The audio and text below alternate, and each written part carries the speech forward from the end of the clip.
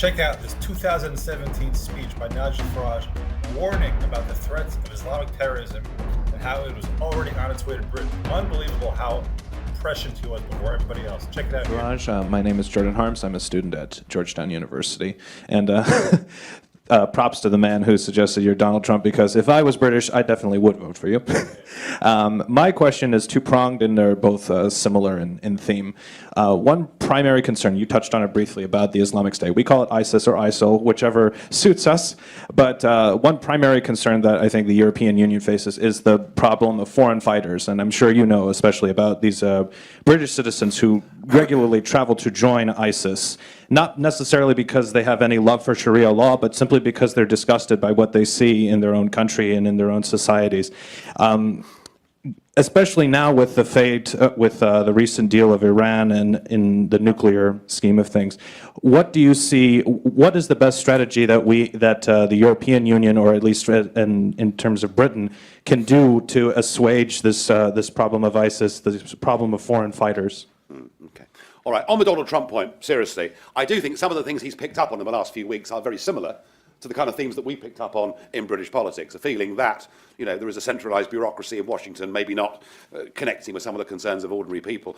Look, we've been very, very good over the last decade and more about worrying what's happening in the Middle East and North Africa and Afghanistan. And we've been very busy intervening in all these places, and we've been almost negligent in the growth of jihadism within our own communities.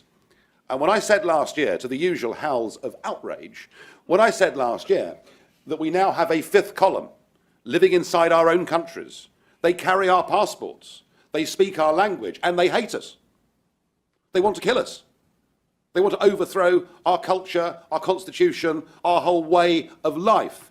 My own view is we should worry a bit more about what's happening within our countries than what is happening across the rest of the world. And I think that is going to be the politics of the future. I think we've intervened too much militarily around the world without always thinking about what this may mean for the longer term. And we must focus on our own countries. And, you know, part of that, it seems to me, needs to be, we have got to be more assertive in saying who we are as a nation, what our values are, what those that built your great country and built mine, what they represented. In the case of my country, we actually have a Christian constitution. We have a Church of England. It is the established state church. And yet our leaders in recent years, whether they're political or even some of our bishops, appear to be almost ashamed to stand up and defend our culture and who we are. So we need to be more muscular about this. And the man that I admire hugely from the Conservative movement over the course of the last sort of 30, 40 years is the Australian John Howard.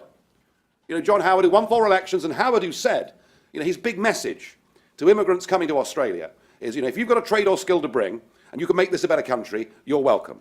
And we couldn't care less whether you're black or white or yellow or whatever you are. We couldn't care less what your religion is. We're not interested.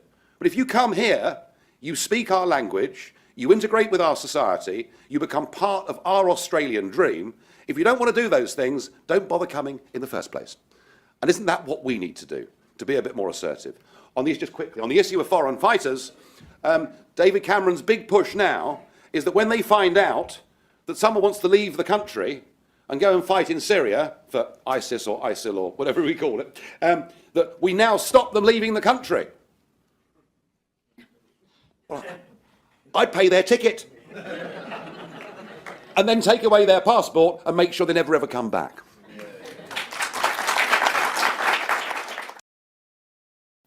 Really just an unbelievable speech by Nigel Farage, way ahead of his time here. You know, he's talking about the encroachment of what was then Islamic State and ultimately Islamic terrorism, now in the form of illegal migrants, in terms of protecting the landscape of Britain.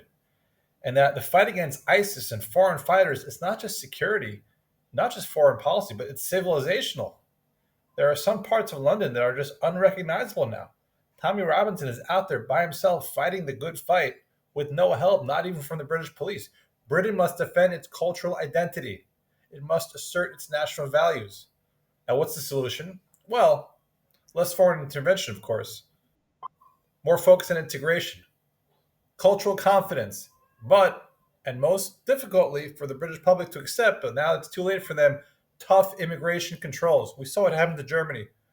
What a mistake that was with Merkel, letting over 1 million illegal migrants. Germany's done. Italy, done. Britain is on the precipice. Tommy Robinson is fighting back. Nigel Farage, he tried to warn everybody in 2017. Let's see what happens in 2026.